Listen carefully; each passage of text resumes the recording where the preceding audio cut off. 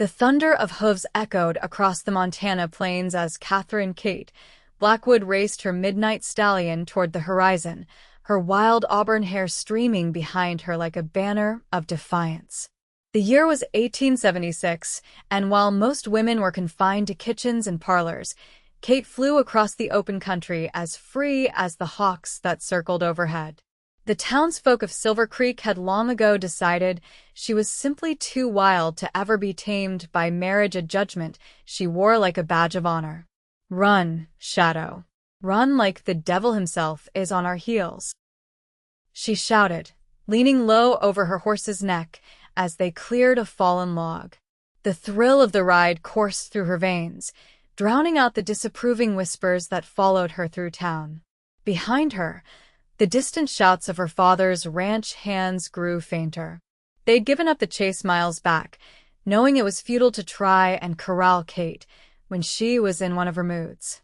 Her father's latest attempt to introduce her to a suitable gentleman from back east had ended predictably, with Kate climbing out her bedroom window and disappearing into the night. At 22, Katherine Blackwood was the only daughter of James Blackwood, one of the wealthiest cattle barons in the territory. Her mother had passed when she was just 12, and in the decades since, Kate had grown wild under the big Montana sky, more comfortable with horses and six-shooters than needlepoint and china teacups. She slowed Shadow to a trot as they approached her favorite spot, a hidden bluff overlooking the winding Silver Fork River. The moonlight painted the landscape in shades of silver and blue, the vast emptiness both comforting and liberating. Here she could breathe. "One day, Shadow," she whispered, stroking her horse's sleek neck. "We'll just keep riding. No more suitors, no more disappointed looks from father." The sound of another horse approaching made Kate's hand instinctively move to the revolver strapped to her hip. Few people knew about this place, and fewer still would venture out this far at night. A lone rider emerged from the shadows, his broad-shouldered silhouette unmistakable against the starlit sky. "You're trespassing on Blackwood land," Kate called out, her voice steady despite her racing heart. The rider stopped, keeping a respectful distance. "Actually, Miss Blackwood, you're the one trespassing. You crossed onto Diamond Ranch property about a half-mile back." Kate squinted in the moonlight, recognition dawning. Wyatt Sullivan. The man removed his hat in a gesture of courtesy, revealing dark hair that curled slightly at the nape of his neck. "At your service, madam." Wyatt Sullivan had returned to Silver Creek just 3 months ago after inheriting the neighboring Diamond Ranch from his uncle. At 30, he'd already made a name for himself as one of the most skilled horsemen in 3 territories and a former cavalry scout with a reputation for fairness and hard work. His return had set every unmarried woman in Silver Creek aflutter, every woman except Kate. "I don't recall seeing any fence line," she said, defiance edging her voice. Wyatt replaced his hat, the shadow of a smile playing at his lips. "That's because Diamond Ranch doesn't cage in what deserves to run free." The unexpected response momentarily silenced Kate's ready retort. She studied him more carefully in the moonlight, noting the easy way he sat his horse and the lack of judgment in his steady gaze. "Your father's men are searching for you," he continued. "They seemed quite concerned when I passed them on the North Ridge." Kate huffed, patting Shadow's neck. "They always worry unnecessarily. I've been riding these lands since I could walk. Alone at night with mountain lions and outlaws about? Perhaps their concern isn't entirely misplaced." "I can handle myself," Kate replied, tapping the revolver at her hip. "Better than most men in these parts." Wyatt nodded, his expression thoughtful rather than dismissive. "I don't doubt it. Still, would you permit me to escort you back? For the sake of those worrying men, not because I think you need protection." Kate hesitated, unaccustomed to someone acknowledging her capabilities rather than questioning them. Most men either tried to control her or wrote her off as a hopeless case. "I suppose I should return before father sends the entire county searching," she conceded finally. They rode side by side in companionable silence, the night air crisp with the scent of sage and pine. Occasionally, Wyatt would point out constellations overhead or mention some feature of the land. He spoke to her as an equal, not as a fragile creature to be sheltered or a wild thing to be tamed. As they approached the boundaries of Blackwood Ranch, Kate found herself reluctant for the ride to end. Wyatt Sullivan intrigued her in ways no other man had before. He seemed to see her, truly see her, without trying to change what he saw. "Miss Blackwood," he said as the lights of the ranch house came into view, "I'm holding a breaking clinic at Diamond Ranch next week. Your father mentioned you have some skill with difficult horses. I'd welcome your expertise if you're interested." Kate couldn't hide her surprise. No one had ever sought her expertise before. "My father actually acknowledged my skill with horses?" Wyatt's laugh was warm in the cool night air. He said, and I quote, "My daughter has more horse sense than half my hands put together, though I'd never tell her so. I hope I'm not betraying a confidence." A smile tugged at Kate's lips. "Your secret is safe with me, Mr. Sullivan." "Wyatt, please. And I meant what I said about the clinic. I could use someone with your touch." Before Kate could respond, the ranch house door burst open, and her father's imposing figure strode onto the porch. "There you are, Katherine." James Blackwood's voice boomed across the yard. "Do you have any idea what time it is?" Kate sighed, the familiar weight of her father's expectations settling back on her shoulders. "Thank you for the escort, Mr. Sullivan Wyatt. I'll think about your offer." As she urged Shadow toward the stables, she could feel Wyatt's eyes following her. For the first time in years, Kate found herself wondering what tomorrow might bring. James Blackwood was a man accustomed to being obeyed. His weathered face, lined with years of sun and worry, darkened as Kate approached. "You missed dinner with Mr. Henderson," he said, his voice controlled but tight with anger. "He came all the way from Boston to meet you. And I'm sure he was terribly disappointed to find I'm not the docile, marriageable daughter you promised," Kate replied, dismounting and handing Shadow's reins to a waiting stable boy. Her father's shoulders sagged slightly. "Katherine, you cannot keep running wild forever. You're a woman grown now. It's time you thought about your future." "I do think about my future, father. Just not the one you've planned for me." Kate softened her tone, seeing the genuine concern beneath his stern exterior. "I don't want to be shipped off to some city gentleman who'll expect me to pour his tea and bear his children while he decides how to spend my inheritance."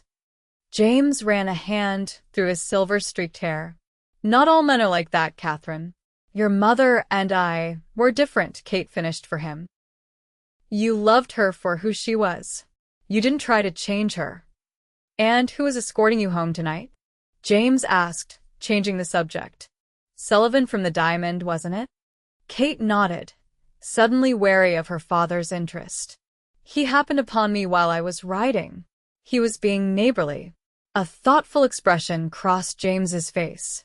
"Wyatt Sullivan is a good man. Built that failing ranch back up in just a few months. Knows horses better than any man I've met."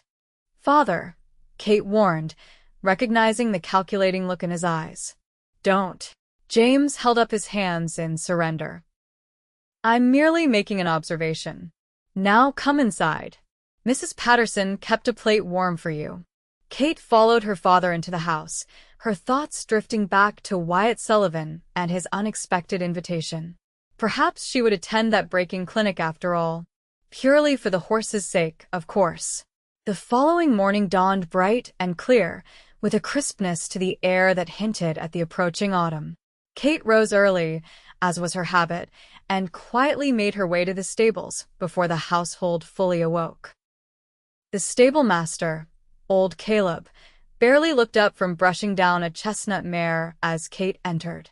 He'd long ago accepted her presence among the horses as natural as the sun rising. "Shadow's already been fed," he said, anticipating her first question. "That stallion eats better than most folks around here." Kate smiled, moving to her horse's stall. That's because he works harder than most folks, too. Shadow nickered softly as she approached, pushing his velvety nose against her palm in greeting. Kate had raised him from a colt, against her father's judgment that the wild-eyed offspring of a notorious outlaw's stolen mare would never be trustworthy. She'd proven him wrong, as she so often did.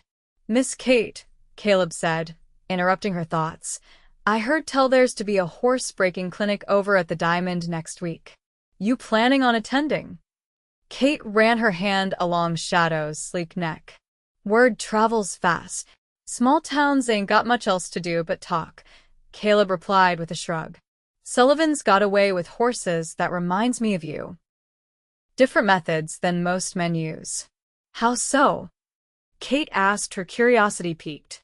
Caleb set down his brush, his weathered face thoughtful. "He listens to the horses, doesn't just command them. Watches what they're trying to tell him.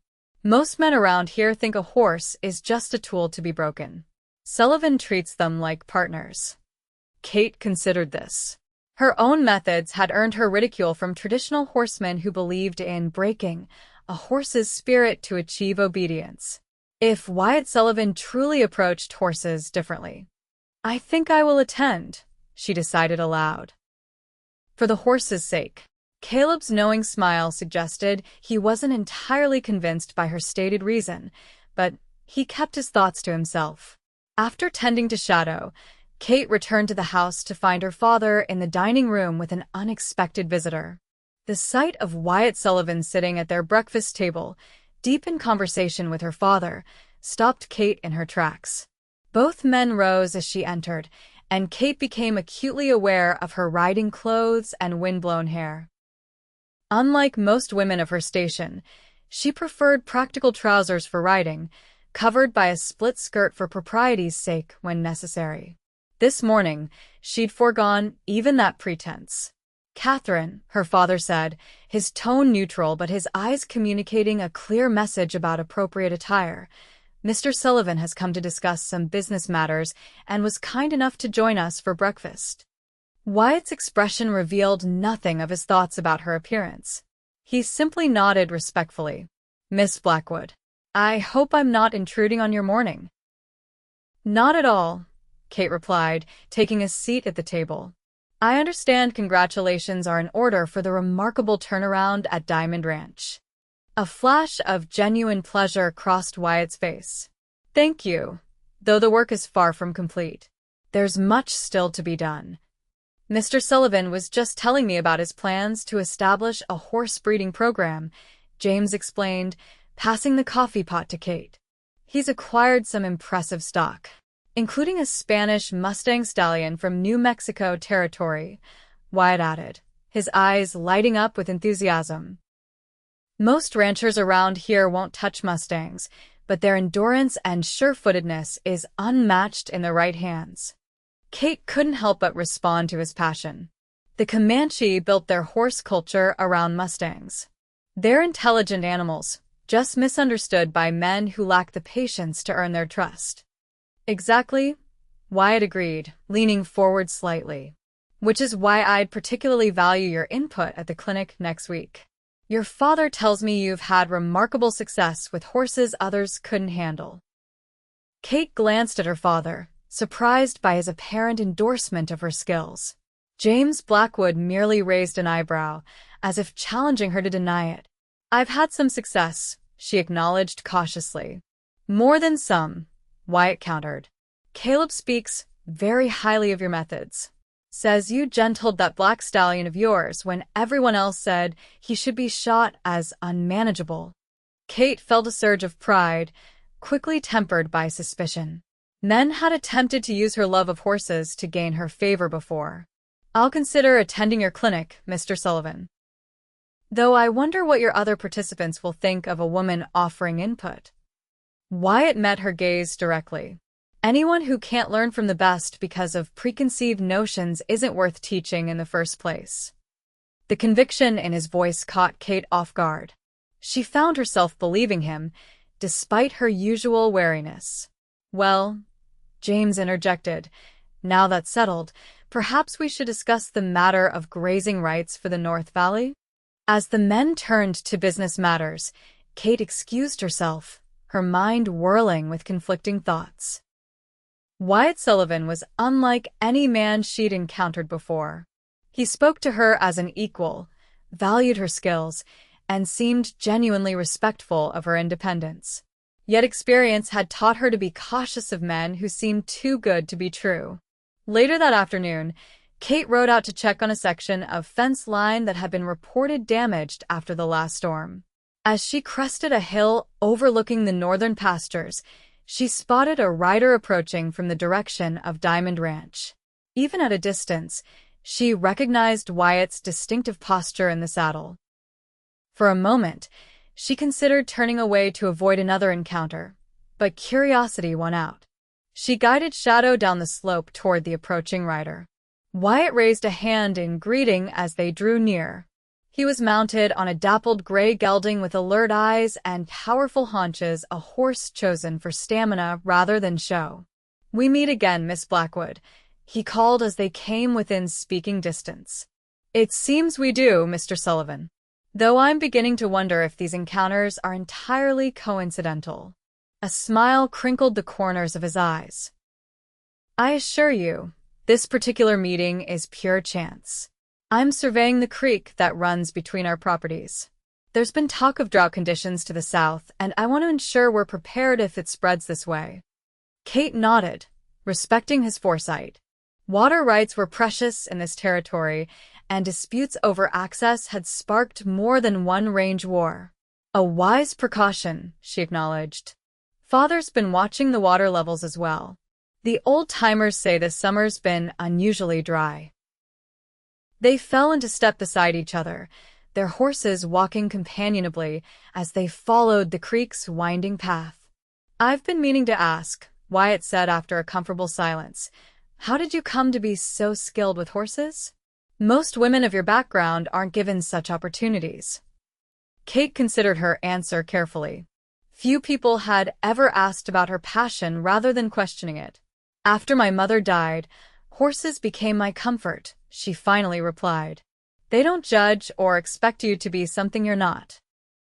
They respond to how you treat them, not your name or your father's wealth." She patted Shadow's neck affectionately. "This one was born the same spring I turned 16. Father's men said he was too wild, too stubborn to be worth the trouble. I saw something different in him." "What did you see?" Wyatt asked, his attention fully focused on her words. "Not wildness, but spirit. Not stubbornness, but intelligence."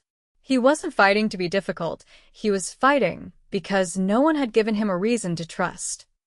Kate smiled at the memory. "It took months of patience, but eventually he chose to work with me. That's the difference in my approach, I suppose. I don't break horses. I invite partnership."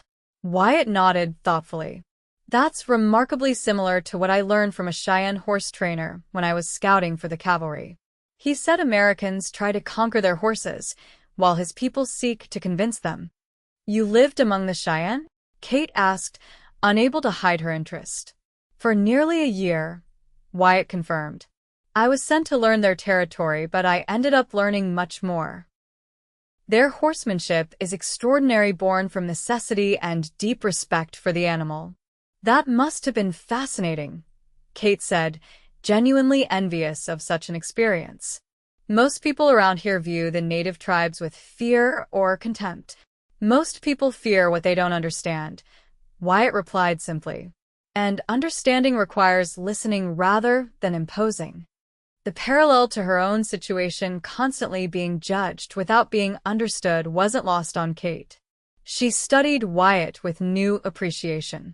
Perhaps there was more to this rancher than she'd initially thought. "Will you show me?" she asked suddenly. "Show you what?" "The Cheyenne methods. At your clinic." Wyatt's expression brightened. "I'd be honored. Though I should warn you, I'm still a student myself." "Then perhaps we can learn from each other," Kate suggested, surprising herself with the offer. "I'd like that very much, Miss Blackwood." As they parted ways at the property line, Kate felt a curious lightness in her chest. For the first time in years, she'd met someone who seemed to understand her love of freedom without viewing it as a flaw to be corrected. Whether that understanding extended beyond horses remained to be seen, but Kate found herself unexpectedly eager to find out.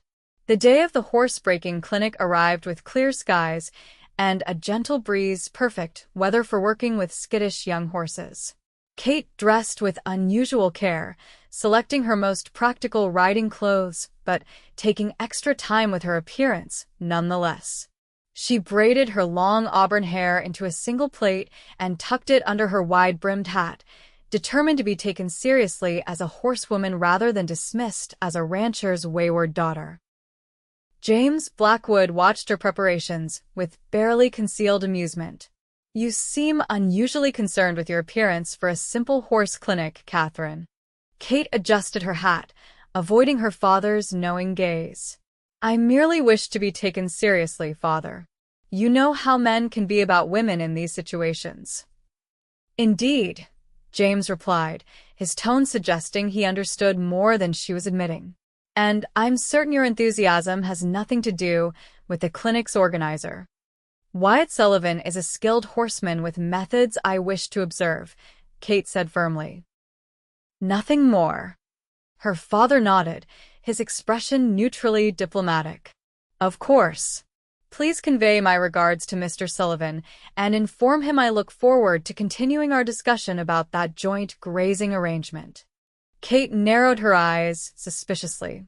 "What joint grazing arrangement?" "Oh, merely a possibility we've been discussing. Nothing decided yet."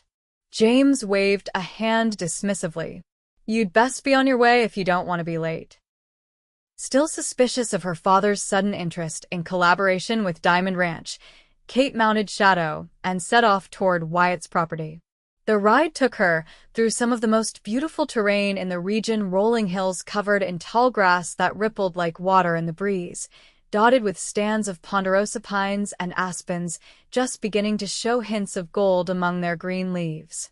As she approached Diamond Ranch, Kate was struck by the changes evident since Wyatt had taken over. New fencing, freshly painted outbuildings, and a sense of purposeful activity had replaced the neglected appearance the property had acquired during his uncle's final years. A dozen or so horses milled in a large corral near the barn, while a similar number of riders, all men, Kate noted with resignation, gathered nearby. Wyatt spotted her approach and broke away from the group to greet her. His welcoming smile seemed to hold genuine pleasure at her arrival. "Miss Blackwood, I'm delighted you decided to join us," he said, taking Shadow's reins as she dismounted. "We're about to begin with some of the younger horses."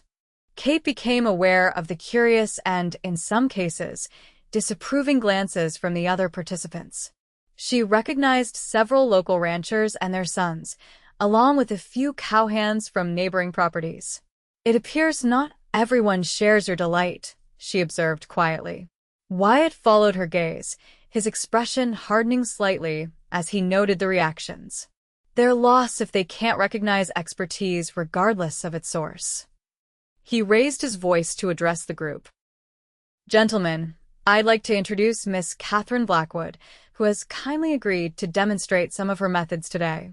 Miss Blackwood has successfully gentled horses that most would consider beyond saving, including that fine stallion she rode in on." The men murmured among themselves, their expressions ranging from skepticism to outright disbelief. One voice rose above the others: Frank Wilson, the foreman from the XXX Ranch and a notorious traditionalist when it came to horse breaking. "With all due respect, Sullivan," Wilson drawled, "I came here to learn real horse breaking, not watch some rancher's daughter play at being a cowboy." A tense silence fell over the group. Kate felt her cheeks burn with a familiar mixture of anger and humiliation. Before she could respond, Wyatt stepped forward, his posture relaxed but his eyes hard as flint. "Mr. Wilson," he said, his voice carrying clearly across the yard, "in the corral behind you is a 3-year-old Mustang stallion that's thrown every man who's tried to ride him. If you'd care to demonstrate your real horse breaking techniques, I'd be happy to give you the first opportunity. Wilson hesitated, eyeing the spirited bay horse that paced restlessly in the corral. Mustangs are worthless stock, he muttered, though he made no move toward the horse. Strange, Wyatt replied. The Comanche built an empire on the backs of such worthless stock. Perhaps their methods had merit. He turned to Kate. Miss Blackwood, would you be willing to show us your approach with this particular horse? Only if you're comfortable, of course. Kate studied the Mustang, noting his alert eyes and the way he carried himself proud but watchful. He wasn't vicious, just untrusting and likely confused by the rough handling he'd received. I'd be happy to work with him, she agreed, removing her hat and jacket. Though I should warn you all that this isn't a quick process. True gentling takes patience. We have all day, Wyatt assured her, opening the corral gate. Gentlemen, I suggest you pay close attention. You're about to see something remarkable. Kate entered the corral slowly, making no sudden movements. The Mustang's ears flicked toward her, his nostrils flaring as he caught her scent. She kept her posture relaxed, her hands visible, and her gaze soft rather than challenging. For nearly 20 minutes, she simply stood quietly, occasionally shifting position but never approaching the horse directly. The men outside the corral grew restless, some muttering about wasted time. Wyatt silenced them with a sharp glance. Gradually, the Mustang's frantic pacing slowed. His head lowered slightly, and his breathing became more regular. When he finally stopped at the far side of the corral, regarding Kate with cautious interest rather than fear, she began to speak to him in a low, steady voice. That's right, she murmured. Nothing to fear here. No ropes, no spurs, no pain. Just understanding. With agonizing slowness, Kate began to decrease the distance between them, stopping whenever the horse showed signs of anxiety and retreating slightly to restore his comfort. Another 30 minutes passed in this careful dance of advance and retreat. By the time she stood within arm's reach of the Mustang, even the most skeptical observers had fallen silent, watching with undisguised fascination. When the horse finally stretched out his neck and tentatively sniffed her outstretched hand, a collective breath seemed to release from the audience. This is just the beginning, Kate explained, not taking her eyes from the Mustang as she gently stroked his neck. Trust has to be built in layers. Forcing him now would undo everything. For the remainder of the morning, Kate demonstrated her incremental approach, explaining each step as she gradually accustomed the Mustang to human touch, to the weight of a blanket on his back, to the gentle pressure of a halter. By midday, she was able to lead him willingly around the corral, a horse that had thrown grown men just hours earlier.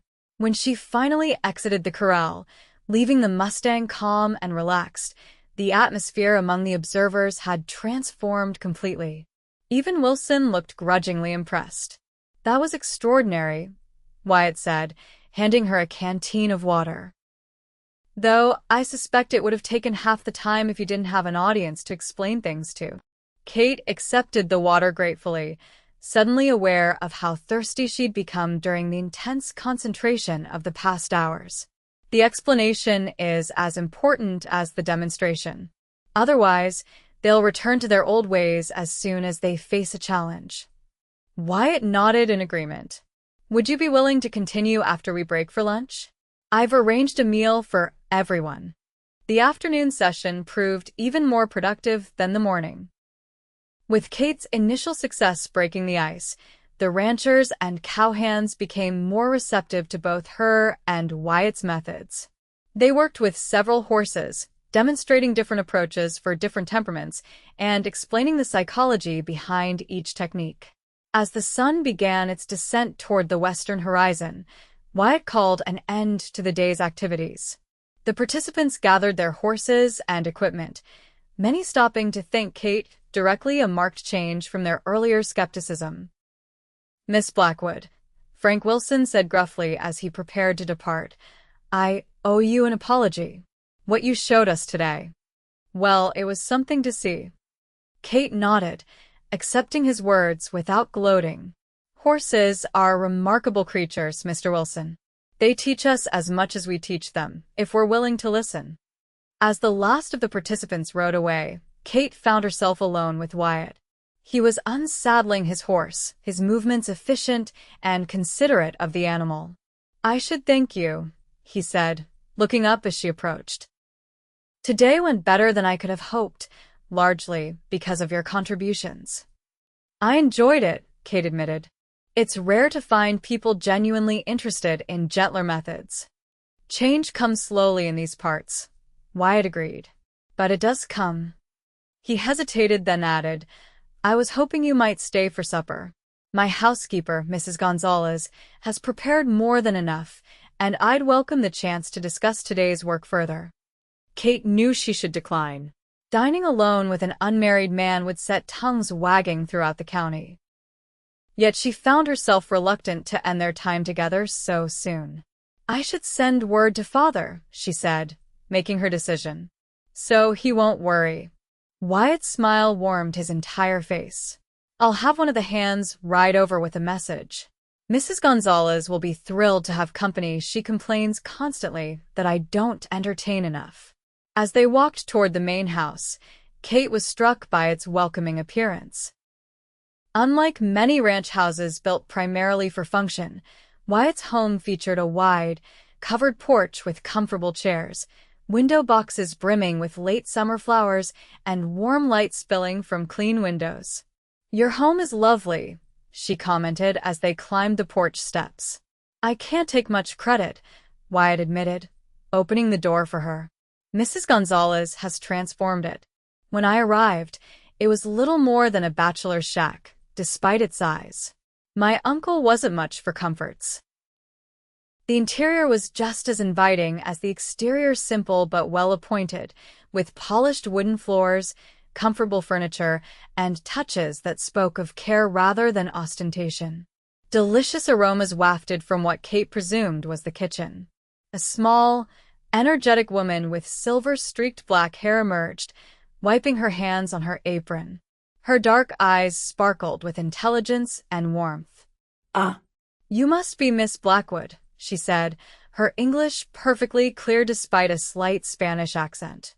"Mr. Sullivan said you might join us." y am Elena Gonzalez." "It's a pleasure to meet you, Mrs. Gonzalez," Kate replied, instantly liking the woman's direct manner. "Dinner will be ready shortly," Elena continued, gesturing toward the sitting room.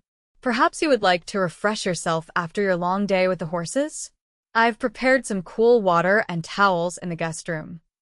Kate gratefully accepted the offer, following Elena to a pleasant room off the main hallway. Once alone, she removed her hat and loosened her hair from its braid, using the provided basin to wash away the dust of the day. She studied her reflection in the small mirror above the washstand, noting the high color in her cheeks and the unusual brightness in her eyes. "Don't be foolish," she whispered to herself. "He's simply being neighborly." Yet as she rejoined Wyatt in the dining room, Kate couldn't ignore the flutter in her stomach when he smiled at her, a reaction she'd never experienced with any of the suitable gentlemen her father had paraded before her over the years. Dinner proved to be a delightful affair. Mrs.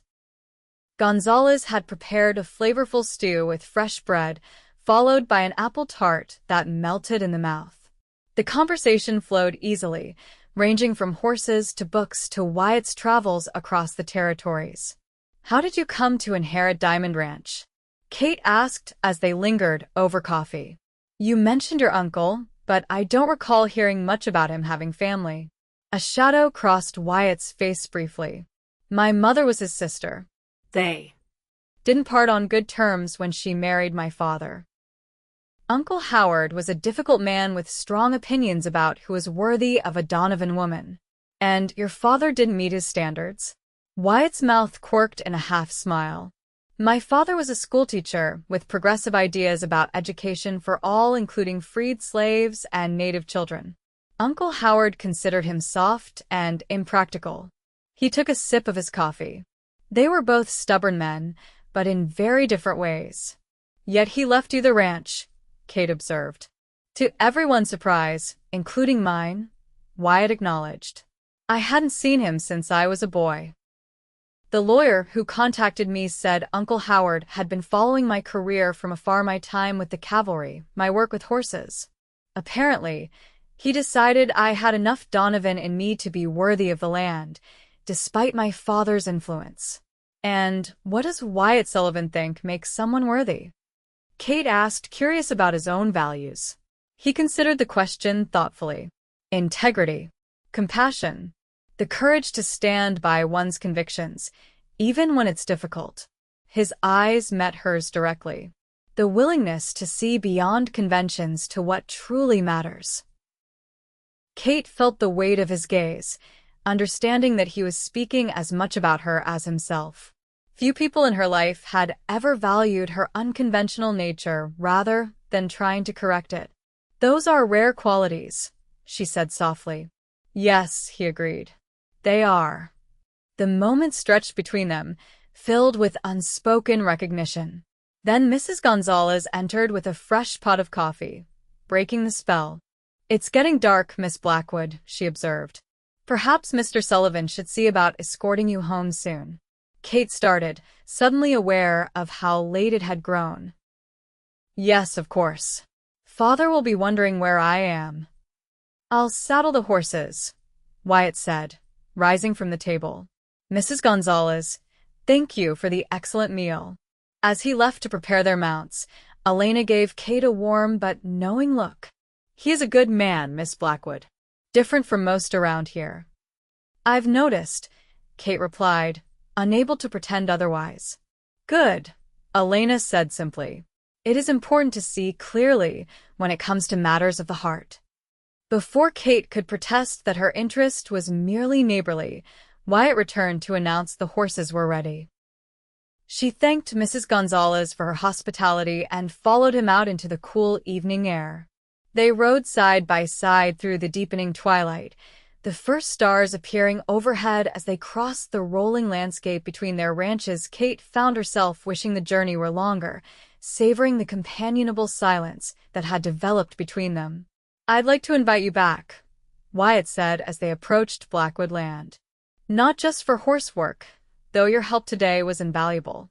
Perhaps. For dinner again, or a ride to the high country before the snow comes. Kate felt a thrill at his words, quickly tempered by caution. People would talk, Mr. Sullivan. They already do, he pointed out gently. You've made that clear enough. Too wild to be a wife. Isn't that what they say? Kate stiffened slightly. And does that assessment trouble you?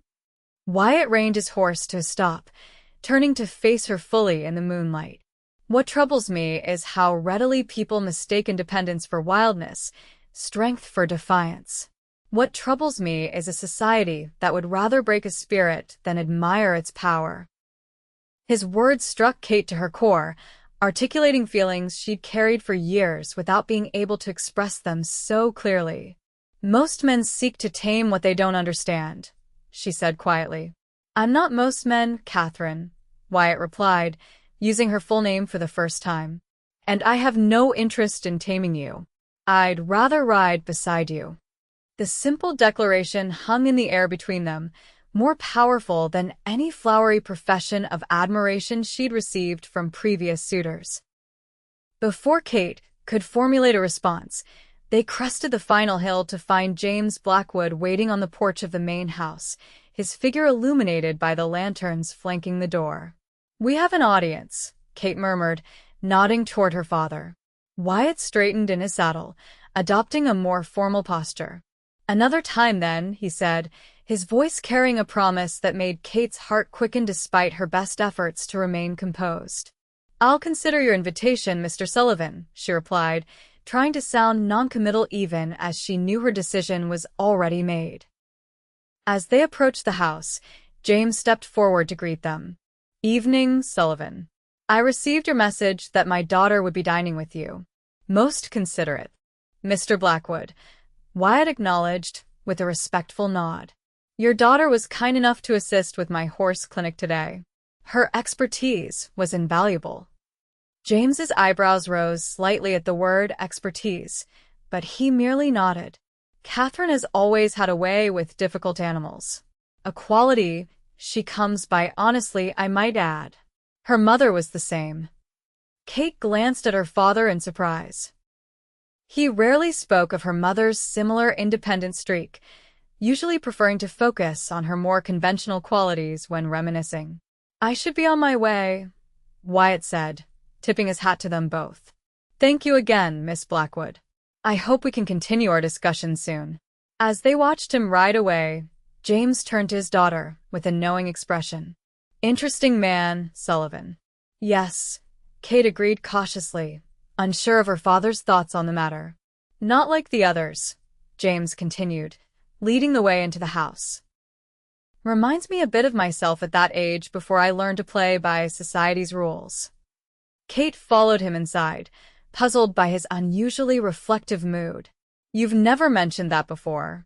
James settled into his favorite chair by the fireplace, gesturing for Kate to join him. There are many things I haven't mentioned, Katherine. Perhaps that's been my mistake. He studied her face in the firelight. You're so like your mother, not just in looks, but in spirit. She was considered quite wild in her day, you know. Mother? Kate couldn't hide her disbelief. Eleanor Blackwood had always been described to her as the perfect lady, gracious, accomplished, and unfailingly proper. James chuckled at her expression. Oh yes. The first time I met her, she was arguing with a shopkeeper who'd tried to cheat a Chinese laundry worker out of his fair pay. Most women of her standing wouldn't have noticed, much less intervened. I knew then she was exceptional. What happened? Kate asked, hungry for this new perspective on the mother she'd lost too young. Society happened, James said with a sigh. Bit by bit, the expectations wore her down. She adapted as women must, found ways to channel her passions into acceptable pursuits, charity work, mainly, but sometimes. He paused, his eyes distant with memory. Sometimes I'd catch her looking toward the horizon with such longing that it broke my heart. Kate sat in stunned silence, absorbing this revelation about both her mother and her father's awareness of what had been lost. I don't want that for you, Katherine, James continued, his voice roughened with emotion. I thought I did wanted you settled, secure, protected from life's hardships. But watching you ride in tonight, I realized I've been making the same mistake society made with your mother. What are you saying, father? Kate asked carefully. James leaned forward, his expression earnest. I'm saying that perhaps Wyatt Sullivan understands something I've been slow to accept, that your spirit is not something to be tamed, but treasured. He reached out to take her hand. I may be an old man set in his ways, but I'm not blind. I saw how you looked at each other. Kate felt her cheeks warm, but didn't deny it. He's different from other men I've met. Yes, James agreed. And perhaps that's exactly what you need. He squeezed her hand gently. No more Boston gentlemen or St. Louis businessmen. I promise. For the first time in years, Kate felt the weight of expectations lift from her shoulders. Thank you, father. James nodded, then cleared his throat, shifting back to his more familiar businesslike manner. Now, tell me about this horse clinic. Did Sullivan's methods prove effective? As Kate described the day's events, she felt a new understanding growing between herself and her father, a bridge across the chasm that had widened since her mother's death. And beneath that, a flutter of anticipation about what might develop between herself and Wyatt Sullivan, a man who seemed to value rather than fear her untamed heart. The following weeks brought a transformation to Kate's life that she could scarcely have imagined. What began as occasional visits between the neighboring ranches, always with a plausible reason involving horses or business matters, soon evolved into something deeper and more meaningful than either Kate or Wyatt had anticipated. They rode together across the vast Montana landscape, exploring hidden valleys and breathtaking vistas that few others ever bothered to seek out. During these rides, they shared stories of their lives, Wyatt's adventures as a cavalry scout, Kate's childhood memories of learning to ride alongside her mother, their mutual love of books and ideas considered unconventional in the frontier territories. One crisp October afternoon found them high on a ridge overlooking both their properties, the aspens below them a river of gold against the evergreen forest.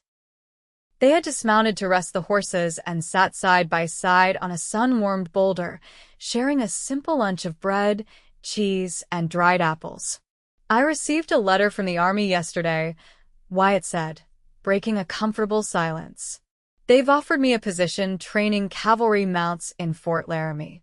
Kate felt her heart sink. "Will you accept?" Wyatt turned to study her face, his expression thoughtful. "It's good money, and work I enjoy, but it would mean leaving Diamond Ranch, at least for several months each year." "The ranch is just beginning to thrive under your care," Kate observed, trying to keep her voice neutral despite the selfish desire to beg him to stay. "Yes," he agreed. "And there are other considerations keeping me here as well." His eyes held hers steadily, the implication clear. Kate looked away, focusing on the sweeping vista before them. "Wyatt, you don't need to say anything," he interrupted gently. "I know what people in town say about us. About you, especially." The gossip had indeed intensified as their friendship became more visible. Kate had endured whispers and stares on her infrequent trips to Silver Creek, the townspeople's judgment evident in their sidelong glances and abruptly halted conversations when she entered a shop. "I've never cared much for others' opinions," she said, though they both knew it wasn't entirely true. No one was completely immune to such persistent judgment.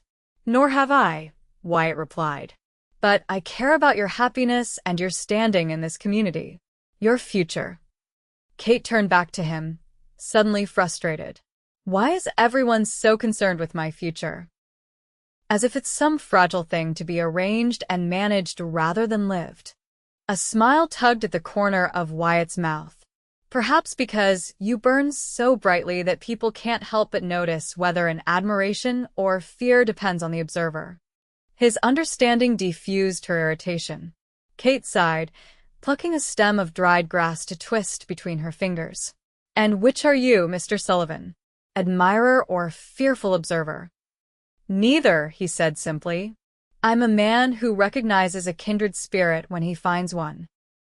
A man who has spent enough time among different peoples and places to know that convention is often just another word for fear of the unknown."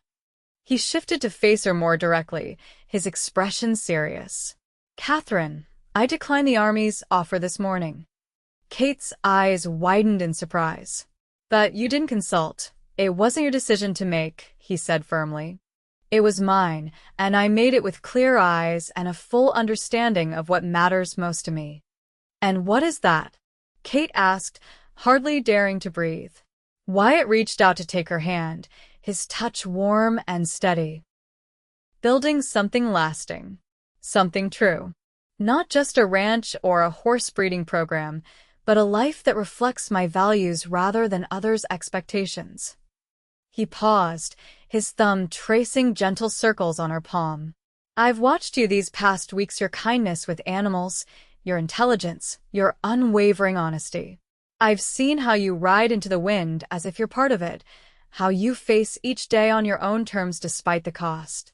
"Wyatt," Kate whispered, her heart pounding. "They say you're too wild to be a wife," he continued, a smile warming his eyes. "Too independent, too outspoken, too much yourself to fit their narrow definition of womanhood." Kate swallowed hard, preparing herself for the inevitable, but that usually followed such observations the suggestion that she could overcome these flaws with proper guidance. Instead, Wyatt lifted her hand to his lips, pressing a gentle kiss to her knuckles. "They're right about the wildness, but wrong about what it means. You're not too wild to be a wife, you're too extraordinary to be an ordinary one." His words stole Kate's breath, echoing emotions she'd scarcely allowed herself to acknowledge. "I don't want a woman who will stand behind me or walk in my shadow," Wyatt continued. I want a partner who will ride beside me through whatever life brings, the beautiful vistas and the rough terrain alike. He released her hand to reach into his pocket, withdrawing a small object that caught the sunlight. It was a ring, but unlike any engagement ring Kate had ever seen. Instead of a diamond or conventional gemstone, it featured a polished piece of Montana sapphire in a simple silver, setting the same deep blue as the sky above them. "This isn't a proposal to tame you, Katherine Blackwood," Wyatt said softly. "It's an invitation to build something together that honors who we both truly are." Kate stared at the ring, emotions washing through her in waves: joy, fear, hope, and a deep recognition that this moment represented everything she had secretly longed for but never believed possible. "What will people say?" she asked, her voice barely audible. Wyatt's laugh was warm and genuine. "They'll say I'm as wild as you are for choosing a woman who speaks her mind and rides like the wind. And they'll be right." He grew serious again, holding her gaze. "But I don't care what they say, Katherine. I care about waking each day beside someone who challenges me to be better, who sees the world with clear eyes and an open heart. Someone who understands that freedom and commitment aren't opposites, but companions when the foundation is right." Kate felt tears gathering, unusual for a woman who rarely cried. "My father already gave his blessing," Wyatt said, his eyes twinkling. "Though he made it clear that the decision was entirely yours, as it should be." "You spoke to my father?" Kate asked, astonished. "Last week. He said he'd never seen you so alive as you've been these past months." Wyatt held the ring between them, a question and an offer. "Katherine Blackwood, will you ride beside me for the rest of our days? Not as a possession or a proper wife, but as my equal, my partner, my heart's match." Kate looked from the ring to Wyatt's face, seeing in his eyes the same wild freedom she cherished in herself, not something to be controlled but celebrated. In that moment, she understood that true partnership wouldn't cage her spirit but give it room to soar higher than she could alone. "Yes," she whispered, then louder with growing certainty. "Yes, Wyatt Sullivan, I will ride beside you." As he slipped the ring onto her finger, Kate felt not the weight of convention but the lightness of being truly seen and valued. When their lips met in their first kiss, high on that windswept ridge with the world spread out before them, it felt like the beginning of an adventure greater than any she had imagined. Winter settled over Montana territory with a quiet intensity, blanketing the landscape in pristine white and painting the mountains in shades of silver and blue. For Kate and Wyatt, the season brought not isolation but a deeper connection as they prepared for both the harsh weather and their future together. News of their engagement spread quickly through Silver Creek and the surrounding ranches, provoking reactions that ranged from genuine delight to poorly disguised disapproval. To Kate's surprise, many who had once whispered about her wildness now spoke of her with newfound respect, as if Wyatt's choice had somehow legitimized qualities they'd previously condemned. "It's ridiculous," she complained one evening as she and Wyatt sat before the fire in the Blackwood ranch parlor, reviewing plans for joining their properties. "Suddenly Mrs. Peterson is inviting me to her sewing circle, and Mr. Harrison tipped his hat to me at the general store yesterday, as if a man's approval was all I needed to become acceptable." Wyatt looked up from the boundary map they'd been studying, amusement glinting in his eyes. "Would you prefer they continue to disapprove?" "No," Kate admitted with a wry smile.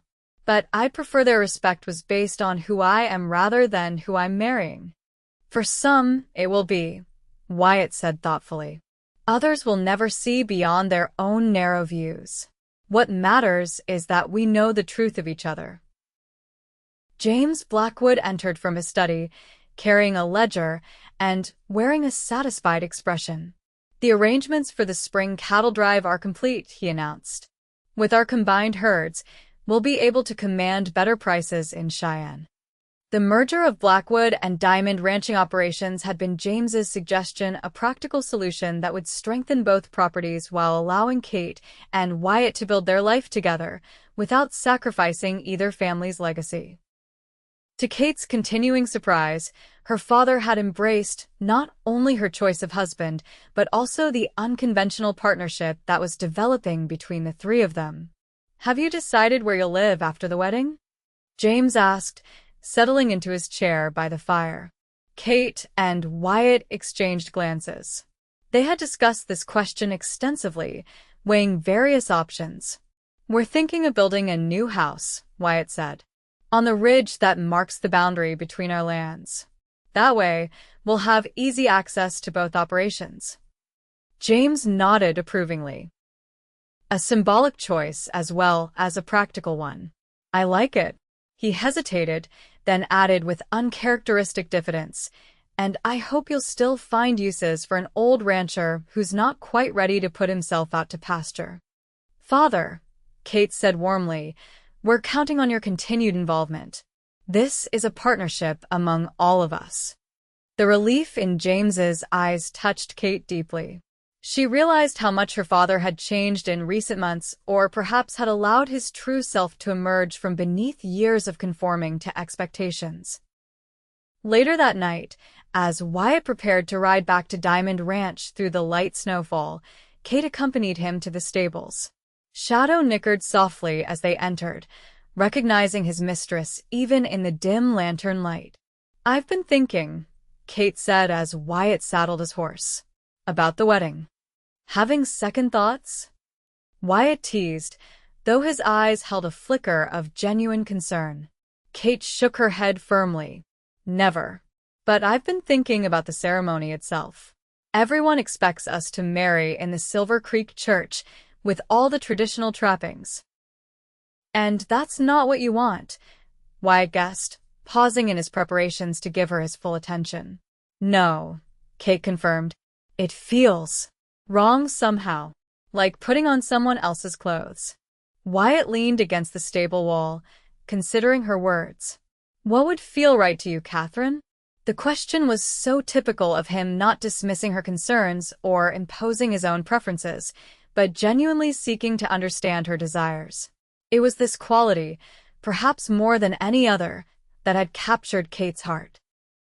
"I want to marry where we belong," she said slowly, the idea taking shape as she spoke. "On horseback, on that ridge where you proposed. Under the open sky, with the land we both love spread out around us." Instead of the skepticism or gentle redirection she might have received from another man, Wyatt's face lit with appreciation. "With the spring's first wildflowers beneath our horses' hooves and the mountains as our witnesses," he added, building on her vision. "It's perfect, Katherine. Absolutely perfect." He stepped closer, drawing her into his arms. "We'll write our own promises, not borrow someone else's words. And we'll invite only those who truly see us for who we are." Kate rested her head against his chest, listening to the steady beat of his heart. "People will talk." She felt rather than saw his smile as he pressed a kiss to her hair. "Let them. Years from now, they'll tell stories about the wild woman and the man who loved her exactly as she was, who asked not that she follow, but that she ride beside him forever." "Forever," Kate echoed, lifting her face to his. "I like the sound of that." Their kiss was a promise in itself, tender yet passionate, comfortable yet thrilling. When they finally parted, snowflakes glistening in their hair like tiny stars, Kate knew with absolute certainty that she had found not a cage, but wings in Wyatt Sullivan's love.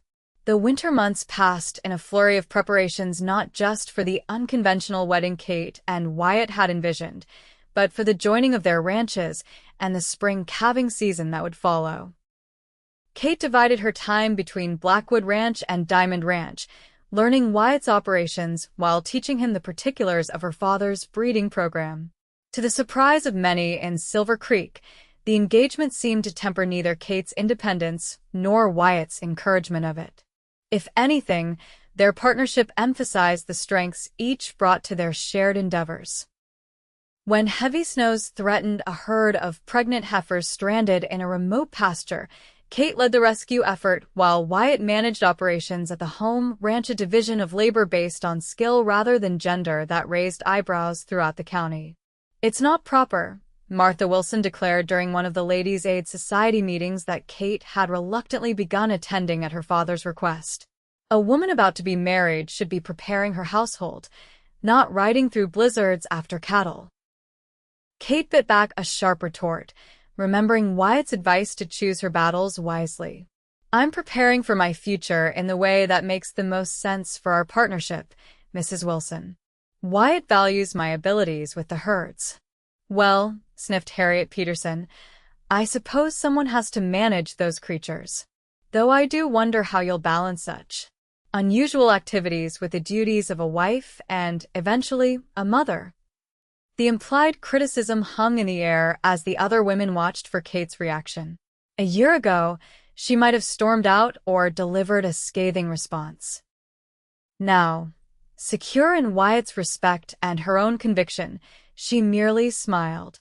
"We'll balance our responsibilities as partners by communicating, compromising when necessary, and recognizing that there isn't just one way to build a life together." She picked up her sewing, which remained as imperfect as ever despite months of forced practice. "Wyatt doesn't expect me to transform into someone else because I wear his ring. He proposed to the woman who rides like the wind, not to a parlor ornament." The shocked silence that followed was broken by an unexpected ally, Clara Jensen, the doctor's wife, who had remained quiet during most such exchanges. "I think it sounds wonderful," she said softly. "To be valued for who you truly are rather than molded to fit someone else's expectations." The wistfulness in Clara's voice struck Kate deeply. How many women in this room had buried their true selves beneath layers of propriety and others' expectations? How fortunate was she to have found a man who celebrated rather than constrained her spirit. That evening, as Kate recounted the exchange to Wyatt during their now customary shared supper at Diamond Ranch, his expression grew thoughtful. "You know," he said, "we're building something bigger than just our own happiness here." Kate raised an eyebrow questioningly. "What do you mean?" "We're creating a different model of what marriage can be, at least in this corner of the world." Wyatt reached across the table to take her hand. "Every time we choose partnership over hierarchy, every time we respect each other's strengths instead of forcing conventional roles, we're showing another possibility to those watching." Like Clara Jensen, Kate mused, thinking of the doctor's wife's quiet support, and others who may not speak up, but are watching nonetheless. Wyatt squeezed her hand gently. "It won't be easy. We'll face judgment, resistance, even ridicule at times. But if we stay true to what we believe, we might help others find their own way," Kate finished, understanding dawning. "Even if it's different from ours." Wyatt nodded, his eyes warm with approval and something deeper that made Kate's heart quicken. "Exactly. Revolution doesn't always come with guns and battles. Sometimes it arrives quietly, in the form of choices made and lives lived with integrity." "I hadn't thought of us as revolutionaries," Kate said with a laugh. No? "The woman who rides astride in trousers, shoots better than most men, and is about to marry on horseback under the open sky." Wyatt's grin was both teasing and admiring. "You've been challenging convention since long before I arrived, Katherine Blackwood." Kate considered this new perspective on her lifelong refusal to conform. Perhaps what she had viewed as simple self-preservation, the determination to remain true to her nature despite pressure to change, carried more significance than she'd realized. "Then I suppose we'll be revolutionaries together," she decided, returning his smile. "Though I suspect your methods are more diplomatic than mine." "Balance in all things," Wyatt agreed. "Your fire and my patience. Your boldness and my strategy. Together, we're more effective than either of us alone." As winter gave way to spring, the landscape transformed from pristine white to vibrant green, dotted with the first wildflowers that Kate had envisioned for their wedding day. The date was set for the first full moon in May, another departure from convention that had the town gossips working overtime. A night wedding? James had questioned when they announced their plan. Under the moon rather than God's sunlight? The Cheyenne believe the moon represents the feminine spirit, Wyatt explained. The sun is masculine energy, the moon feminine. We thought it fitting to honor both in our union to be married as the sun sets and the moon rises. James had studied them both for a long moment before nodding slowly. Your mother would have loved that, he said to Kate. She always said moonlight showed the truth of things that daylight sometimes hides. As the wedding day approached, Kate found herself experiencing unexpected moments of doubt, not about Wyatt or their partnership, but about the boldness of their plans. Would their union be somehow less valid, less blessed, because they chose to celebrate it in their own way rather than following tradition? 3 days before the ceremony, she rode alone to the ridge where Wyatt had proposed and where they would soon exchange their vows. The spring grass was thick beneath Shadow's hooves, and wildflowers nodded in the gentle breeze, purple lupin, golden balsam root, and the delicate white stars of spring beauty. The land was awakening, renewing itself as it had for countless seasons before humans claimed ownership of its bounty. Kate dismounted, allowing Shadow to graze while she walked to the edge of the ridge. Below, both ranches spread out in a patchwork of pastures and forests, streams and rocky outcroppings. From this vantage point, the arbitrary boundary between Blackwood and Diamond Land was invisible. It was all simply home. Are we doing the right thing? She asked aloud, not expecting an answer, but needing to voice the question that had been circling in her mind. I believe you are, said a voice behind her. Kate whirled to find Clara Jensen seated on a fallen log a few yards away, a small basket beside her, and a book open on her lap. Mrs. Jensen, I didn't see you there. Clara closed her book with a gentle smile. I come here sometimes to read in peace. My husband thinks I'm visiting patients, but... She shrugged, a hint of mischief in her usually reserved demeanor. Your secret is safe with me, Kate assured her, moving closer. But what did you mean just now? About us doing the right thing? Clara patted the log beside her, an invitation. Your wedding. Your partnership with Mr. Sullivan. The way you're both determined to build something true to yourselves rather than conforming to others' expectations. Kate sat, curious about this unexpected side of the doctor's wife. You don't think it's scandalous? Marrying on horseback under the moon? Oh, it's absolutely scandalous, Clara agreed with a surprising laugh. And wonderful because of it. She looked out over the vista, her expression growing wistful. I married exactly as was expected, church wedding, white dress, promises to obey a man I barely knew beyond his good reputation and family connections. Dr. Jensen seems kind, Kate ventured. He is, Clara affirmed. I'm fortunate in that. But we married as society dictated, not as our hearts might have chosen had we been braver. She turned to Kate with unexpected intensity. Do you know what I see when I watch you and Mr. Sullivan together? Kate shook her head, fascinated by this revelation of depth in a woman she'd always perceived as painfully conventional. I see two people who recognize each other's true nature and celebrate it rather than seeking to change it, Clara said softly. Do you have any idea how rare that is? How precious. I'm beginning to understand, Kate admitted. Clara reached out to touch Kate's hand briefly. Then cherish it.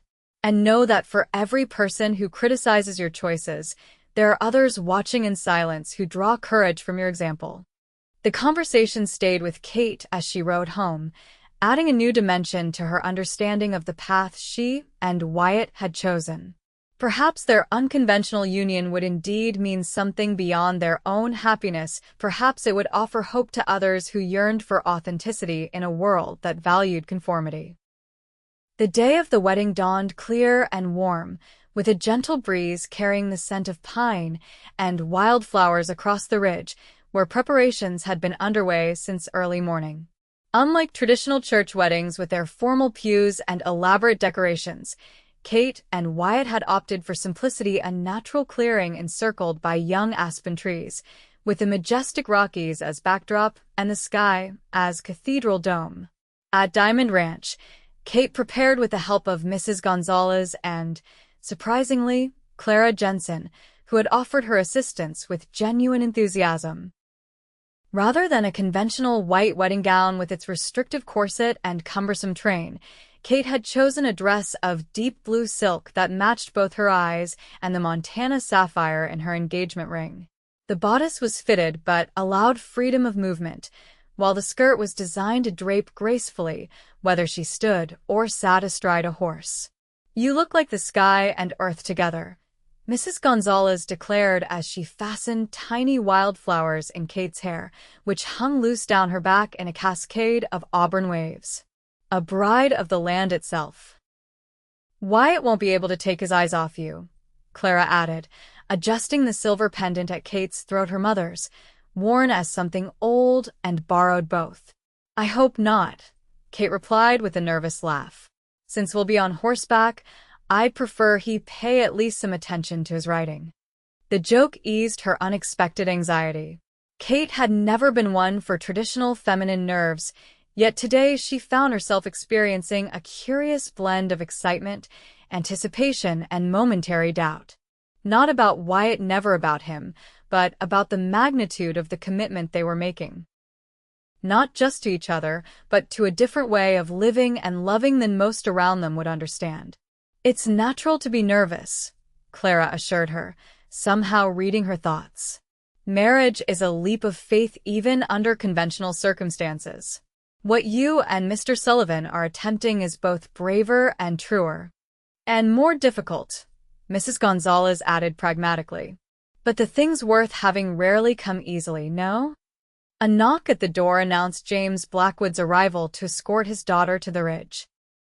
When Kate emerged from the bedroom, her father's eyes widened, then filled with unexpected tears. "Katherine," he said, his voice rough with emotion. "You look so like your mother, yet entirely yourself." He offered his arm with formal courtesy. "Are you ready?" Kate took a deep breath, feeling the momentary doubt dissolve into certainty. "Yes," she said. "More ready than I've ever been for anything." Outside, Shadow waited, groomed until his black coat gleamed in the late afternoon sunlight. Unlike his usual utilitarian saddle, today he wore one of soft leather adorned with silver conchos that caught the light as he moved. Kate mounted with practiced grace, arranging her skirts to fall in elegant folds. James climbed onto his own horse, a dignified gray gelding as steady and reliable as its master. "Your mother would be so proud of you today," he said as they began the ride toward the ridge. "Not despite your unconventional choices, but because of them. She always hoped you would find your own way." Kate reached across to squeeze her father's hand briefly. "Thank you for allowing me the freedom to do so. Not all fathers would have. Not all fathers have daughters strong enough to forge their own paths," James replied. "Or wise enough to recognize a good man when they find one." They rode in companionable silence for a time, the only sounds the rhythmic hoofbeats and the whisper of the breeze through new leaves. As they approached the ridge, Kate could see the small gathering awaiting them, not the entire town, as might be expected for the daughter of James Blackwood, but a carefully chosen group of those who had earned a place in Kate and Wyatt's shared life. And there, at the center of it all, was Wyatt himself, tall and straight in a new black coat, his dark hair neatly trimmed but still curling slightly at the nape of his neck. He sat astride his favorite buckskin gelding, the setting sun casting both horse and rider in a golden glow that seemed almost otherworldly. As Kate and her father crested the final rise, Wyatt turned toward them. Even at a distance, Kate could see his expression transform as he caught sight of her surprise, delight, and a depth of love that stole her breath even as it steadied her completely. In that moment, with the man she loved waiting to join his life to hers beneath the vast Montana sky, Katherine Blackwood knew with bone-deep certainty that she had found her true home not in a place or a building, but in the partnership of two spirits who recognized each other's wild, unbounded nature and chose not to tame it, but to run alongside it for all their days. The ceremony itself was as unconventional as the couple it celebrated. Judge Harrison, who had known Kate since childhood, presided with a blend of legal authority and personal warmth. Rather than standing at an altar, the bride and groom remained mounted, their horses standing quietly side by side as the sun began its descent toward the western peaks. "We gather here today," the judge began, his voice carrying clearly in the evening air, "not in a building made by human hands, but under the sky that has witnessed countless generations of love and commitment. We come together not to follow tradition blindly, but to honor the deeper truth that lies at the heart of all meaningful unions, the free choice of two souls to journey together through life's joys and challenges." As he spoke, Kate and Wyatt reached across the small space between their horses to join hands, their eyes locked in a private communion that transcended the words being spoken over them. "Katherine and Wyatt have chosen to write their own promises," Judge Harrison continued. "Promises that reflect their unique vision of partnership and their shared commitment to honoring each other's essential nature." Wyatt spoke first, his voice steady and clear in the hush that had fallen over the gathering. "Katherine," he began, "I do not promise to protect you from life's storms, for you are stronger than any tempest. I do not promise to lead you along safe paths, for you find your own way with courage and wisdom. I do not promise to complete you, for you are already whole." His thumb traced gentle circles on her palm as he continued. "Instead, I promise to stand beside you in both sunshine and shadow. I promise to respect your independence as fiercely as I cherish your companionship. I promise to listen not just to your words but to your heart, and to speak my own truth in return. I promise to truly see you every day of our lives together, never taking for granted the wild spirit that first captured my own." He smiled, his eyes crinkling at the corners in the way that never failed to warm Kate's heart. "Society says you're too wild to be a wife. I say you're exactly wild enough to be my partner, my equal, my heart's true match. And so I ask not that you follow where I lead, but that you ride beside me forever." Tears blurred Kate's vision as she absorbed the depth of understanding in Wyatt's vows. When she spoke, her voice was soft but unwavering. "Wyatt," she began, "before you, I believed I faced an impossible choice between freedom and connection, between remaining true to myself and being loved for who I am. You showed me that no such choice is necessary when hearts recognize each other's true nature." She tightened her grip on his hands, drawing strength from his steadfast presence. "I promise to bring my whole self to our partnership, not just the parts that are easy to love, but the stubborn, fierce, questioning spirit that refuses to be diminished. I promise to grant you the same freedom I claim for myself to grow, to change, to be authentically who you are in each moment." A smile curved her lips as she continued, "I promise to argue with you when you're wrong, to challenge you when you need challenging, and to stand with you against any who would say our way of loving is less valid than theirs. I promise to ride beside you through calm pastures and rocky terrain, through sunlight and starlight, through all the seasons of our life together." As the final words of their vows faded into the evening air, Judge Harrison looked from one to the other with evident emotion. "By the authority vested in me by the territory of Montana, and by the higher authority of love that has clearly brought you together, I now pronounce you husband and wife." He paused, then added with a smile, "You may seal your promises with a kiss." Keeping their horses steady with practiced skill, Kate and Wyatt leaned toward each other. Their first kiss as a married couple was both tender and passionate, a perfect reflection of the partnership they had just formalized before their community and the land they both loved. As they separated, the gathered witnesses broke into applause and cheers. The sun had just touched the western peaks, its golden light giving way to the softer glow of dusk. And there on the eastern horizon, as if choreographed for this precise moment, the full moon was rising, a perfect silver disk climbing into the darkening sky. "Look," Wyatt whispered, nodding toward the ascending moon. Masculine and feminine, day and night, balance in all things. Kate followed his gaze, awestruck by the timing that seemed too perfect to be coincidence. It's as if the universe itself approves. As darkness fell, lanterns were lit around the clearing, creating pools of golden light for the celebration that followed. Tables laden with food prepared by Mrs. Gonzalez and other friends stood beneath a canopy of stars, while a small group of musicians played lively tunes that soon had everyone dancing on the springy turf.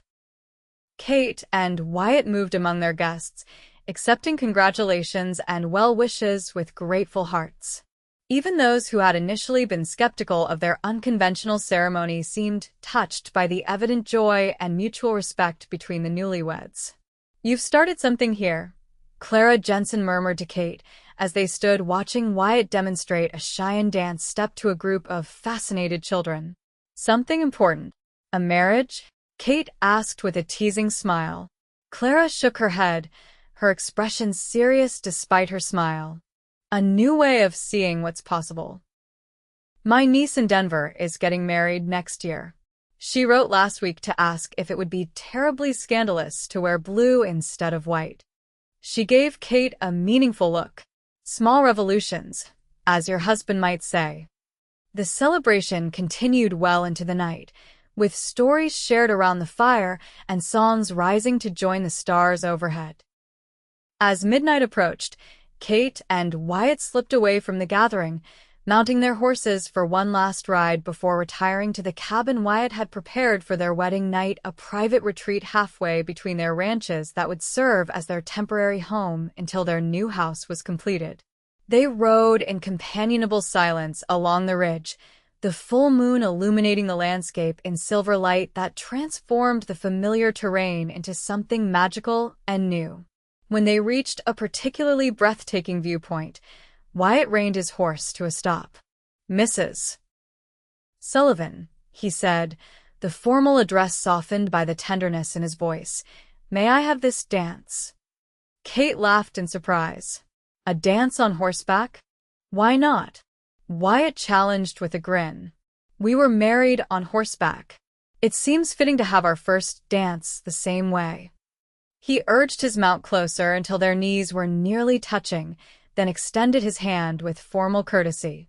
Kate placed her palm against his, and together they guided their horses in a slow, graceful circuit beneath the star-scattered sky. "Are you happy, Katherine?" Wyatt asked softly as they moved in perfect synchronization. Kate considered the question with the honesty that was fundamental to their relationship. "Happy seems too small a word," she replied. "I feel whole, complete in myself, yet connected to you in a way I never imagined possible." Wyatt nodded, understanding as he always did. "It's like riding a perfectly balanced horse across open country, the exhilaration of freedom combined with the security of partnership." "Exactly," Kate agreed, marveling again at how he could articulate her feelings sometimes before she fully grasped them herself. They completed their moonlit dance in silence, communicating through touch and shared rhythm rather than words. When they finally turned toward the waiting cabin, its windows glowing with welcoming lamplight, Kate felt a profound sense of rightness settle in her soul. This was not an ending but a beginning, the first step in a journey they would travel side by side, wild and free yet anchored in their commitment to each other. The path ahead would have its challenges, as all worthwhile journeys do, but Kate faced the future without fear, secure in the knowledge that she had found a partner who valued her strength as much as her softness, her independence as much as her love. As they dismounted before the cabin door, Wyatt turned to her with eyes that reflected both the moonlight and the depth of his feelings. "Welcome home, Katherine Sullivan," he said simply. And home was not defined by walls and roof, but by the love of a man who had never once asked her to be less than her true self. A man who, when told she was too wild to be a wife, had smiled and said, "Then ride beside me forever." Forever, Kate thought as they crossed the threshold together, was just beginning. Epilogue 5 years later, the thundering of hooves echoed across the valley as two riders raced neck and neck toward the distant cottonwood that marked the finish line of their impromptu race. Behind them, at a more sedate pace, followed a third rider leading a pony with a small, straight-backed figure clinging to the saddle with determined concentration. "You're holding back," Katherine Sullivan called to her husband as they galloped across the spring green pasture. "Never," Wyatt replied with a laugh, urging his buckskin forward with a gentle touch of his heels. They crossed the invisible finish line in perfect unison, pulling their mounts to a controlled stop and turning to watch the approach of the others. 4-year-old Eleanor Sullivan, named for Kate's mother but already displaying her father's thoughtful nature combined with her mother's fearlessness, bounced excitedly in her saddle as she caught sight of her parents. "Did you win, Mama?" she called, her voice carrying clearly on the morning air. "It was a tie," Kate answered, exchanging an amused glance with Wyatt. Their ongoing competition was one of many private jokes that had developed during 5 years of marriage. James Blackwood, still straight-backed and commanding at 65 though his hair had silvered completely, led his granddaughter's pony toward them at a pace that respected the child's developing riding skills without coddling her. She insisted on trotting the last stretch, he informed them as they drew near. "Has her mother's seat already natural as breathing?" Pride warmed Kate's heart as she observed her daughter's proper posture and confident handling of the reins.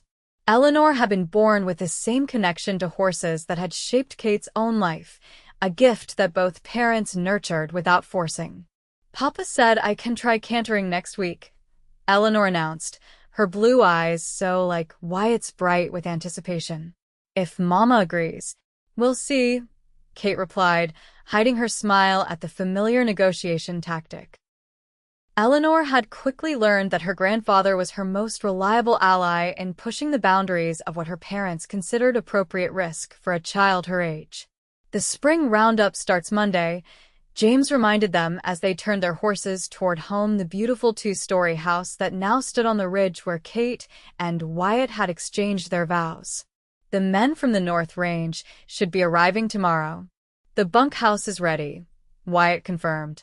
"And Mrs. Gonzalez has been cooking for an army all week."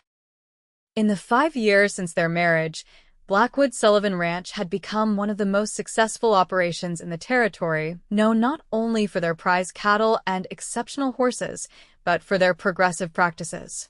Under Wyatt and Kate's joint leadership, with James's experienced guidance, they had introduced new breeding methods, innovative grazing rotations, and working conditions that earned them the loyalty of the best hands in 3 states.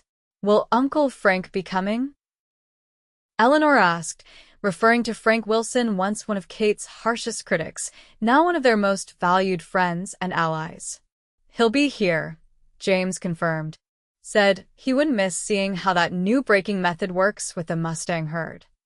The transformation in their relationship with Wilson had come gradually, beginning with his reluctant admission that Kate's gentle approach to horse training produced better results than traditional braking.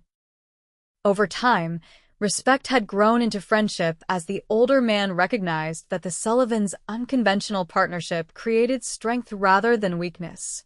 As they crested the final hill before home, Kate felt the familiar surge of gratitude that still surprised her at unexpected moments. The house that crowned the ridge was everything they had dreamed, spacious enough for family and guests, with wide windows that embraced the spectacular views in all directions. Behind it stretched the expanded stables and training facilities, while beyond those lay the original Blackwood and Diamond Ranch houses, now serving as homes for key staff and visiting horse buyers. Life had not been without challenges. Their first winter as a married couple had brought record snows and dangerous conditions that tested their new partnership. The following spring, a dispute over water rights with a neighboring rancher had escalated until Wyatt's diplomatic skills and Kate's unwavering determination had finally forged a compromise. Eleanor's birth had been difficult, leaving Kate weak for months afterward and forcing her to accept help in ways that her independent nature found challenging. Yet each obstacle had ultimately strengthened their bond, confirming what they had recognized in each other from the beginning, that together they were more resilient, more capable, and more complete than either could be alone. As they approached the house, a small figure darted from the porch and ran toward them with the unsteady determination of a child just mastering the art of walking. James Sullivan, not yet 2 years old and named for his grandfather, toddled down the path, with Mrs. Gonzalez following at a discreet distance, ready to intervene if his enthusiasm exceeded his coordination. "Careful, Jamie," Wyatt called, dismounting quickly to intercept his son before he could reach the horses. He swung the laughing child up into his arms with practiced ease. "What have we told you about running up to horses?" "Slow and quiet," Jamie recited, though his wriggling body suggested the lesson hadn't fully taken root. Kate smiled as she helped Eleanor down from her pony. Her son was the image of his father in looks, but had inherited her impetuous spirit, a combination that kept them all on their toes. Letters came, Mrs. Gonzalez announced as they all made their way to the house. One from Mrs. Jensen in Denver, and another from that magazine editor in New York. Kate exchanged a glance with Wyatt. Clara Jensen had moved to Denver 2 years earlier after her husband's death, establishing a small but successful school for girls that emphasized practical education alongside traditional subjects. The magazine editor was Dorothy Harrison, who published a progressive women's journal that had recently featured an article about the Blackwood Sullivan Ranch and its unusual management structure. And Mr. Peterson stopped by, Mrs. Gonzalez continued, as they settled on the broad porch. "He wants to discuss using some of your training methods with his draft horses." Wyatt nodded, bouncing Jamie on his knee. "I told him we'd be happy to help. Kate's better with the heavy horses than I am, though." "I'll speak with him tomorrow," Kate agreed, accepting a glass of lemonade for Mrs. Gonzalez with a grateful smile. The easy division of responsibilities between them had long since ceased to raise eyebrows in the community. What had once been considered scandalous, a woman taking equal part in ranch management while her husband sometimes cared for their children, had gradually come to be accepted, if not entirely understood. As the adults discussed the upcoming roundup and other ranch business, Eleanor climbed into her grandfather's lap with a book she'd selected from the well-stocked shelves inside. James began reading to her, his deep voice giving life to the tale of a young girl's adventures in a far-off land. Kate watched them with a full heart, still sometimes amazed by how completely her father had embraced their unconventional family structure.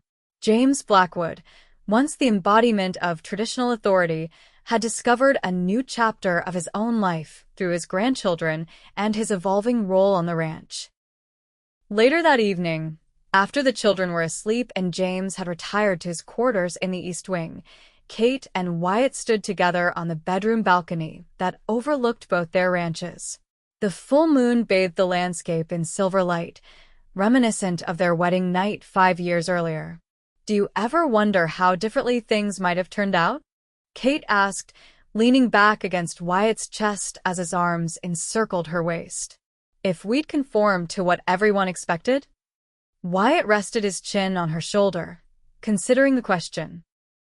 "I expect I'd have a perfectly proper wife who would never dream of racing me across open country or arguing about cattle breeding methods." His voice held teasing warmth. "And you'd have escaped to become a legendary horse trainer in some territory where no one knew your name." Kate laughed softly.